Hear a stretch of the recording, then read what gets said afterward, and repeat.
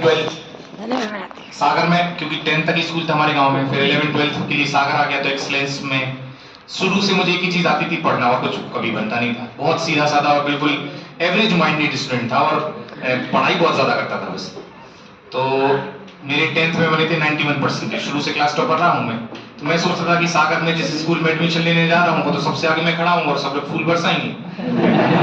Excellence जो government school होता है।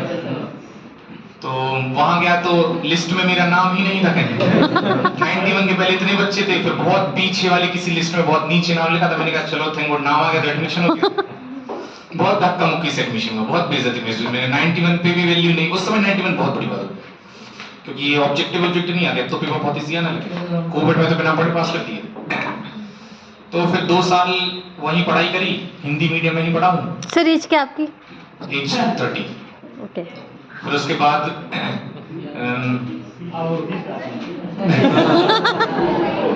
उसके बाद फिर मेरी दीदी फार्मा से थी, तो वो प्राइवेट कॉलेज से पढ़ी थी। तो उन्होंने बोला कि यूनिवर्सिटी, सागर यूनिवर्सिटी बहुत फेमस है, सेंट्रल यूनिवर्सिटी। तो उन्होंने बताया कि तुम फार्मा से ही पढ़ाई कर लो, यदि यूनिवर्सिटी में हो जाएगा तो, क्योंकि वो बहुत अच्छी है। एमपी में 3rd नंबर, इंडिया में 3rd नंबर पे आती है, एमपी की तो 1st नंबर की सेंट्रल यूनिवर्सिटी। तो 11-12 वहीं से पढ़ाई करी, ऑर्डिनरी टीचर से, बड़े गंदे से बेवकूफ टीचर। तो बुराई नहीं करते, लेकिन उन लोगों ने हमें अच्छे कॉन्सेप्ट ही पढ़ाए ना, मैंने सारी चीजें बाद में सीखी हैं। फिर उसके बाद फिर मैंने वहीं सागर में एडमिशन ले लिया ग्रेजुएशन में, फार्मेसी में। तो 4 साल वहीं से ग्रेजुएशन करी फार्मेसी में। उसमें भी मुश्किल में एडमिशन हुआ था, लेकिन फिर भी बहुत कम सीट्स थी, फिर भी हो गया था, अच्छे मार्क्स आए थे मेरे। एंट्रेंस एग्जाम में 200 में से 140 नंबर आए थे। वाओ, मतलब बहुत ज्यादा होते थे वो तो।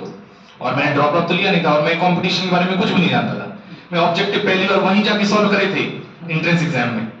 और जो गवर्नमेंट का उस समय चलता था पीईटी, प्री इंजीनियरिंग टेस्ट, फिर अब तुम लोग का वो आईआईटी जेई चलने लगा। पीटी 8 पीईटी में भी मेरे 125 मार्क्स थे, जबकि मुझे बिल्कुल नहीं आता था कि कैसे सॉल्व करना पड़ती चीजें। लेकिन मतलब उसमें जेईसी जो बहुत अच्छा कॉलेज है, जबलपुर इंजीनियरिंग कॉलेज भी मिल रहा था, और भी जीएसआईटी नहीं मिल रहा था, लेकिन इंजीनियरिंग से जाना नहीं था। परसेप्शन अच्छा नहीं था घर वालों का कि इंजीनियरिंग अच्छी नहीं होती, क्योंकि गलत है, अच्छी होती बहुत करनी चाहिए।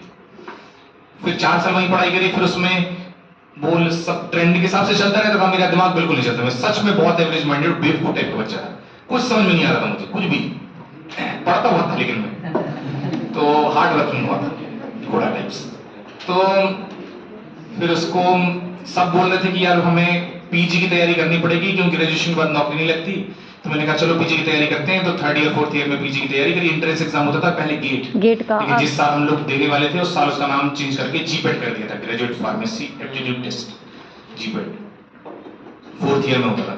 तो जब मैंने जीपेट दिया तो मेरी ऑल इंडिया 31st रैंक लगी, क्योंकि मैंने 1 साल बाद पढ़ाई करी। तो मैं बहुत खुश हूँ, लेकिन था मैं उतना ही बेवकूफ। उसके बाद फिर जो लोग जीपेट क्वालिफाई हो जाते हैं ना, उनको बहुत सारे कॉलेजेस तो मिल जाते हैं, साथ में स्टाइपेंड मिल जाता है, 8,000 रुपये स्टाइपेंड मिल जाता है मंथली पीजी करने का। जो लोग जीपेट क्वालिफाइड हैं केवल वही लोग, एक और एग्जाम होता था नाइपर, वो दे सकते थे, national institute of pharmaceutical education research. NIPER जो है national institute of national importance है, मतलब कि उसके लिए पार्लियामेंट ने एक्ट पास कर रखा है, और भारत में पहले एक ही नाइपर था ऐसा, फिर बाद में 6 और मतलब 7 नाइपर सुने हैं। जो सबसे पहले मदर नाइपर है वो नाइपर मोहाली में काफी पहले खोला गया, बहुत इंपॉर्टेंट। जैसे आईआईटी, आईएम, जैसे एनआईटीज होते हैं ना, एनआईटीज के इक्विवेलेंट है नाइपर, लेकिन फार्मेसी का फर्स्ट इंडिया का टॉप इंस्टीट्यूट होता है। तो जो लोग जीपेट क्वालिफाई है वही नाइपर दे सकते हैं। तो फिर मैंने नाइपर का एग्जाम भी दिया, 1 महीने बाद ही होता था वो। तो नाइपर में मेरी ऑल इंडिया 8th रैंक लगी। तो जो मतलब ये तुक्का नहीं है, तुक्का नहीं चल रहा, मैं कंसिस्टेंट हार्ड वर्क था इसलिए ऐसा हुआ।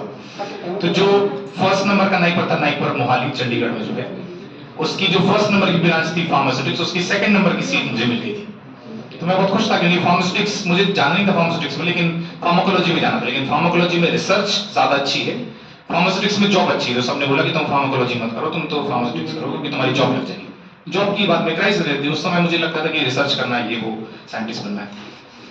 तो वहां पे 1st सेमेस्टर में मेरी 1st रैंक आ गई। तो वहां जाके मुझे पता चला कि यार बेवकूफों के बीच में दौड़ रहा था मैं, खुद इतना बेवकूफ हो कितना आगे चला गया। और वहां जाके मुझे पता चला, पहली बार मैंने इंग्लिश पढ़ी, पहली बार मैंने इंटरनेट देखा वहां पे, हॉस्टल्स में इंटरनेट राउटर लगे हैं यार। लैब में फ्री लैन कनेक्शन ऑल टाइम, लैपटॉप बंद ही नहीं किया मैंने 2 साल कभी। वहां जाके पता चला कि यार नॉलेज की कोई वैल्यू ही नहीं है, वैल्यू है सब सॉफ्ट स्किल, इंग्लिश आनी चाहिए, क्योंकि कैंपस आएंगे वो अंग्रेजी में बुलवाएंगे, तुमसे बोलते नहीं बनेगा तो बाहर हो जाओगे। उस समय मुझे आता ही नहीं था, मुझसे हिंदी भाषा जैसे बात कर रहा हूँ बात बोलते नहीं बनती थी, या तो मैं बुंदेलखंडी ही बोल पाता था बस, जो मदर टंग है, हिंदी नहीं बोल पाता था, जैसे अभी बात कर रहा हूँ बुंदेलखंडी ही बोलता था। फिर उसके बाद वहां जाके फिर हम लोगों ने जीडी वीडी करे, बच्चों ने बैठ के थोड़ी बहुत अंग्रेजी सीखी, वीडियो देखे कि थोड़ा बहुत तो बोल पाएंगे, वरना बाहर हो जाएंगे, नौकरी कैसे लगेगी। तो फिर उसके बाद सेकंड ईयर में प्लेसमेंट शुरू होते हैं, कंपनीज आती है। तो एक सबसे प्रेस्टिजियस सबसे फेमस कंपनी जो R&D में ले जाती है, क्योंकि मुझे R&D में जाना था। 2 फील्ड होते हैं बड़े बड़े, एक R&D होता है और एक प्रोडक्शन होता है। R&D में साइंटिस्ट लेवल की पोस्ट पे हायर करते हैं और लेबोरेटरी वर्क होता है, और वो बहुत डिसेंट काम है ना, उसमें प्रेशर वैशर नहीं होता। और दूसरा प्रोडक्शन, मशीनों के साथ काम करो, सुबह 8 बजे जाओ, रात में 8 बजे तक कोई मशीन चलाते रहो, चक्की टाइप की पीसते रहो, बस वही बेकार काम होता है, बहुत लेबोरियस वर्क। प्रोडक्शन में कोई नहीं जाना चाहता। तो पहली कंपनी आई थी 3rd सेमेस्टर में, डॉक्टर रेड्डीज, R&D की बहुत बड़ी बहुत प्रेस्टिजियस कंपनी, फार्मा की। तो पहली कंपनी में ही प्लेसमेंट हो गया।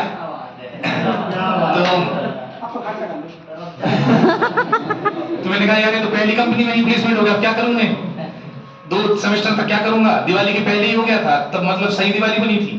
तो फिर उसके बाद सेकंड ईयर में बहुत मजे करे, जिम पूल ये सब पता नहीं, टीटी खेलते रहते थे। प्रोजेक्ट भी बहुत किया, रिसर्च प्रोजेक्ट करना पड़ता था, एनिमल्स की स्टडी किया था। मेरा प्रोजेक्ट कैंसर पे था। कैंसर में मैंने प्रोजेक्ट में चूहों पे कैंसर पहले इंड्यूस किया, कुछ एक मेडिसिन आती है उसको दे दो इंजेक्शन, तो 1.5 महीने बाद 1 महीने बाद कैंसर हो जाता है उनको। और फिर जो मेडिसिन बनाई थी वो मेडिसिन इंजेक्ट करो तो कैंसर हील हो रहा है नहीं हो रहा है चेक करना पड़ता है। और माइस और रेट दोनों पे एक्सपेरिमेंट होता है। रेट मतलब जो बड़े रहते हैं, व्हाइट एल्बिनो रेट, और माइस मतलब जो छोटे होते हैं, व्हाइट एल्बिनो माइस, सफेद छोटे चूहे। ये छोटे वाले ज्यादा फ्यूरियस होते, काट लेते हैं, बड़े वाले तो कंधे पे डाल तो कंधे पे बैठा रहेगा, बढ़िया कुछ नहीं करते, शांत रहते हैं। एक्सपेरिमेंट के बाद ही उन सबको सेक्रीफाइस करना पड़ता था, मारना पड़ता था। तो लगभग मैंने 100 के आसपास चूहे मारे। उस समय तो मैंने अपना काम समझ के कर लिया, लेकिन अब फिर जब मैं धर्म को थोड़ा थोड़ा जाना तो मुझे लगा कि ये बहुत गलत काम था, क्योंकि अपना प्रोजेक्ट तो 2 साल में अपन करके नौकरी लेके भाग जाते हैं, वो प्रोजेक्ट ज्यादा अकम्प्लिश कुछ अचीवमेंट नहीं ले ला पाता, और बेवजह चूहों को मार देता हूँ। तो उसी के एवज में फिर मैंने अपने गुरु जी से अभी प्रायश्चित लिया था, तो उन्होंने 16 उपवास दिए थे। तो कल या हर संडे को करता हूँ क्योंकि बाकी दिन तो क्लासेस रहती हैं, कल चौथा उपवास किया मैंने। और जैनों में उपवास का कॉन्सेप्ट कैसा है कि हाँ, आज शाम को खाना खा लिया, फिर रात में 9-10 बजे तक अन्न को छोड़ के कुछ खाना, जैसे मैंने ककड़ी और थोड़े कीड़े खा लिए थे और पानी पी लिया था। फिर रात में 10 बजे से रात में कुछ नहीं खाना, फिर अगले दिन सुबह से रात तक कुछ नहीं खाना, फिर अगले दिन रात में भी कुछ नहीं खाना, फिर उसके बाद नेक्स्ट डे मॉर्निंग में आज सुबह जैसे मैंने खाया, शनिवार की रात में खाया था इससे पहले, फिर संडे को कुछ नहीं, पानी भी नहीं, और फिर मंडे की मॉर्निंग में दर्शन भगवान करने के बाद फिर अभी 6 बजे के बाद 7 बजे कुछ खाया थोड़ा सा। तो उसके बाद फिर प्लेसमेंट हो गया। नागपुर का कल्चर बहुत अच्छा था, क्योंकि वहां पे बहुत सारे बच्चे आंध्र प्रदेश से आते थे, बहुत सारे गुजरात से, बहुत सारे महाराष्ट्र से, बहुत सारे पंजाब से, बहुत सारे सागर बुंदेलखंड से आते थे मेरी यूनिवर्सिटी से। तो बहुत मिक्सचर, डाइवर्सिटी ऑफ कल्चर पहली बार देखने को मिला। हम लोग तो गांव से सीधे ही चले आए थे, मतलब मैं सागर से बाहर पहली बार ही जा रहा था, कहीं गए नहीं सागर की बाहर कभी, ट्रेन में कभी बैठा नहीं था, एक आधी बार बैठा था, उसके पहले ट्रेन में कभी बैठा ही नहीं था। और सीधी 22 घंटे की जर्नी करके मोहाली, और मोहाली से नहीं मतलब 22 घंटे की जर्नी करके अम्बाला, अम्बाला से 1-1.5 घंटे चंडीगढ़। और चंडीगढ़ जैसी सिटी, भाई क्या ही सिटी थी, वो देखा ही नहीं वैसे सिटी, मतलब वहां पे घर तो है ही नहीं, बंगले ही बंगले हैं, ऐसा बंगले कुछ कुछ है अपने इंदौर, प्लांट सिटी है ना, वैसे सारे ही वहां पे। तो 2 साल वहीं पढ़ाई करी और बहुत चीजें सीखी, वहां जाके थोड़ी बुद्धि विकसित हुई। लेकिन प्लेसमेंट हो गया था तो हैदराबाद जॉब करने चला गया। तो हैदराबाद जॉब करने जा रहा था तो पापा ने बोला कि भाई मेरा बहुत विचार नहीं है कि तुम प्राइवेट नौकरी करो, और तुम सोच लेना कि तुम क्या करना चाहते हो। मैं चाहता था कि मैं फॉरेन चला जाऊं, क्योंकि हमारे फार्मा से फॉरेन जाने का कल्चर बहुत है। मेरे सारे कलीग्स और सारे मेरे जो सीनियर्स थे वो सब कोई ऑस्ट्रिया में, कोई जर्मनी में, कोई ऑस्ट्रेलिया में, यहाँ बोस्टन में, टेक्सास में, सब। तो मैंने ये सोचा था कि बस 1 साल पढ़ाई करूंगा, जीआरई की तैयारी करूंगा, टॉफल की तैयारी करूंगा, उसमें थोड़ी अंग्रेजी सीख लूंगा और विदेश चला जाऊंगा। 1 साल बाद बहुत आसान है, कोई बात नहीं, रिसर्च के लिए जा सकते हैं कभी भी, वहीं जॉब करने लगूंगा बाद में। लेकिन पापा ने पहले ही टोका लगा दिया, तो फिर मेरा 1 साल काम करने में हैदराबाद में मन ही नहीं लगा। मैं R&D की पोस्ट पे गया था, रिसर्च एंड डेवलपमेंट में, साइंटिस्ट की पोस्ट पे हायर हुआ था वहाँ। पैकेज ठीक ही था उस समय, 2014-15 की बात है, तो 15 की बात है, 5 लाख था साल का, तो मुझे 40,000 रुपये मिलते थे, और पूरा खर्चा जी भर के करने के बाद, क्योंकि उस समय बिल्कुल महंगाई नहीं थी, 10-12 हजार रुपए में हैदराबाद में खर्चा चला लेता था। अब तो 20,000 इंदौर में भी नहीं चलता। अब तो कोविड के बाद तो महंगाई एकदम से राइज अप हो गई। हाँ, अब तो उस समय तो 55 रुपये लीटर पेट्रोल हुआ करता था यार, 56 रुपये लीटर पेट्रोल, अब तो डबल ही हो गया जैसे। तो फिर सोच लिया था मैंने कि मुझे नौकरी नहीं करनी। पापा ने बोला था कि 1 साल कर लो, दिवाली पे फाइनल कर लिया था कि 1 साल ही करूंगा। तो 1 साल 12 दिन नौकरी करी थी, वो छोड़ दी नौकरी। और ये नहीं पता था कि क्या करना है, लेकिन ये पता था कि ये नौकरी नहीं करनी, ये नौकरी छोड़नी है। अब मुझे और कुछ आता नहीं था। जीएस मेरा जीके शुरू से 0 था। मुझे ये भी नहीं पता था कि यार कौन सी सबसे ऊंची चोटी है, ये सतपुड़ा, विंध्यन, माउंटेन्स है, कुछ नहीं पता रहता मुझे। मतलब मेरा छोटा भाई वो मुझसे बहुत इंटेलिजेंट था, मैं तो बेवकूफ था। मैंने यूपीएससी का नाम ही नहीं सुना था उसके पहले आज तक। एमपीपीएससी का तो फिर क्या ही सुना होगा। मैं समझता था एमपीपीएससी मतलब एमपीपीएससी और यूपीएससी मतलब उत्तर प्रदेश की पीएससी। सही तो इसमें दिक्कत क्या है? यूनियन मतलब मैं समझता ही था यूनियन मतलब क्या होता है यार। यूनियन मतलब कि कोई जगह का नाम थोड़ा है।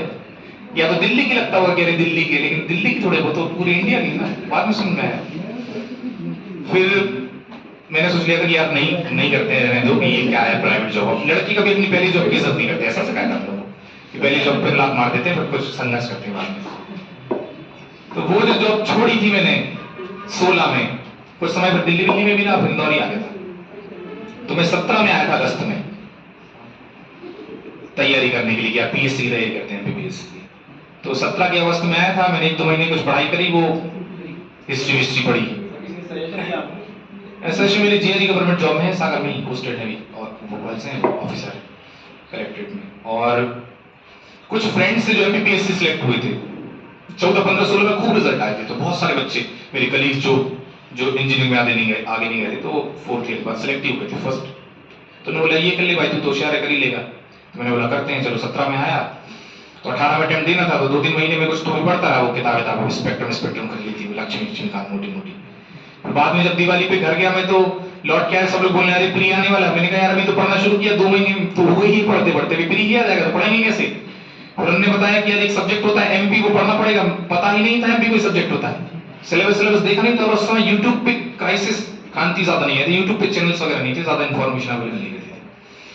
हैदराबाद में भी मैंने सर्च किया थोड़ा कि यूपीएससी क्या होता है, बीपीएससी क्या होता है, लेकिन कुछ मिलता ही नहीं था। अनअकैडमी जस्ट लॉन्च हुआ था और जियो रेवोल्यूशन नहीं हुई थी 16 में। तो इतने यूट्यूबर्स नहीं हुआ करते थे, इतना गाइडेंस नहीं था। तो तुम यूट्यूब पे खोलो तो तुम्हें सब्जेक्ट मिल जाएंगे पूरे। कोविड के बाद और बढ़ गए थोड़े।